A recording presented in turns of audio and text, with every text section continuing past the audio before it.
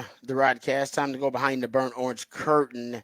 We don't talk a ton of recruiting on this show, but I just thought this story was really interesting. So, in the 2025 class, Texas over the weekend got a commitment, well, three commitments from a set of triplets. Which I don't know if that's ever happened in the history of modern recruiting. Now, two of them are scholarship players, offensive linemen. Jordan Coleman, 6'6", 340, and Devin Coleman, 6'5", 335. And then their other brother, Isaiah Coleman, is going to be a preferred walk-on, I believe, for the Longhorns. Even though it says that he got other offers, I think he just wanted to be with his brothers, triplets. So the Coleman triplets from Cedar Hill committed to Texas. They're in that 2025 class. That is, I don't know if that's ever happened before. I mean, like I said, I would love for some. I've asked all the recruiting guys that I know, and they're like, no. First of all, the odds. Just think about it. The odds of having triplets who can all play at the college level to an elite level, and then them all deciding, oh, we want to play together. That's crazy. That's pretty wild. And I would love to know what Mama's grocery bill was, because that's wild. They all 300 something triplets. Whew. That's do you remember the movie Me, Myself, and Irene? Yeah. And Jim Carrey's three kids? Yeah. Is that what we got? Man, you might have something like that. I don't even know. Like I said, I got to do some research to find out if they're the only siblings or they got some other ones. But triplets that committed Texas. I've always said this too. If you look at familial, I was talking about this on the On Texas Football live stream yesterday with Coach Bob Shipley, who's actually one of the familial legacies in Texas sports with the Shipley family, and how many just great sports family legacies there are at Texas, whether you're talking about baseball or football. And I would love for somebody to do a deep dive, kind of rabbit hole research study about how many programs around the country have, as many, if not more, familial sports legacies as Texas does. Because Texas has a ton. On football alone, they just got. I mean, we talked about this one day. We did it actually at one point. I don't know. I tried to make a master list and I lost count. I bet the late great Bill Little probably would have had a master list. John Bianco, I probably should have asked him about it when we interviewed him on our Third and Longhorn podcast. I know Texas somewhere is keeping up with this in some way. I know they are, but I would love, like I said, I would love to see Michigan and Ohio State and all the great Alabama football teams. There's no way they have more than Texas. I want to see who has more, because I don't think I think I'm not saying it's unique to Texas. I know it happens everywhere, but there's no way that a university, I think, has as many or more than Texas does, because it's just crazy. I mean, they're like, I can think of like 15. I can think like 20 of them off the top of my head. Yeah, probably. I'd be curious. Like I would think I would tell you one that I would think would have a lot, but I don't know if it's across all sports as much as. But Notre Dame, I bet, would have a lot. Notre Dame probably does. Yeah, just because of the Catholic thing. The Catholic, yeah, and so it's like people like because Notre Dame people are die hard. It's over like Notre Dame, and so I could see that. Yeah, you're right. I agree. That's a good point. You're right about that. Notre Dame could be it.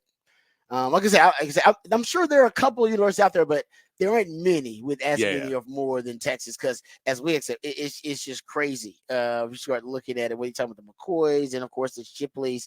I'm not talking about any family. I'm talking about brother, sister, mom, daughter, dad, son, any familial connection. Are we kind of? I even wrote this Sonia Richards Ross and Aaron Ross. Like it's just like even and maybe if you go that route, maybe you get a lot more.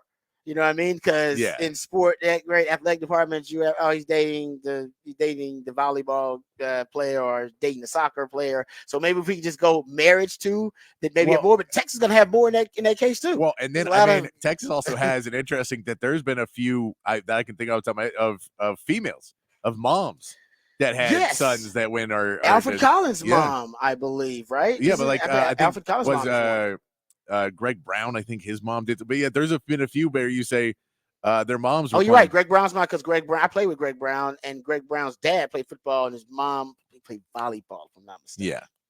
Yeah. So no, you're right. But my point is, I don't know. I want somebody to do it. I'm too lazy. I don't have the time. All right. So somebody out there, dive into this. This is an interesting research study that you could do, and I would love to see it. Anyway, but I mean, because they get another one. I mean, they get triplets now, and that's another one they're gonna have. Just have there's so many of them that I kind of lose count. I mean, you just really they kind of go under the radar, and we forget all about them. Yeah, all right, I'll make a list. I'll start making a list, but send me some of yours too on the text line 512-447-3776 so I can start making my master list. And if they're not on it, I'll check them off. But it's so many of them. I think it's something that Texas should take more pride in. All right, let's talk about Texas' upcoming opponents. I wanted to get into the best players at each position that Texas is going to play coming up. So we won't have time to go through offense and defense. So hopefully we just go through offense here. But the best quarterback they're going to play, there's no doubt, is Carson Beck. When Georgia comes to them, Carson Beck is right now he is the Heisman favorite and the favorite to be the number one quarterback. I'll take it. I believe the number one overall pick actually too. All of those things that will be the best. I can't think of the last time Texas played a quarterback. I guess, Joe Burrow. Yeah. Huh? Joe Burrow. No, it was Bryce Young. Bryce Young. Came. Well, right, because he went number one overall. So that Bryce Young. Yeah, so Bryce that was Young. The last time. Yeah, then we had Joe Burrow before that. You had Joe Burrow before that. So yeah, it's happened. It's happened. Yeah, it's happened. I mean, it's happened more recently, I think, than it happened it's for happened a while. More recently.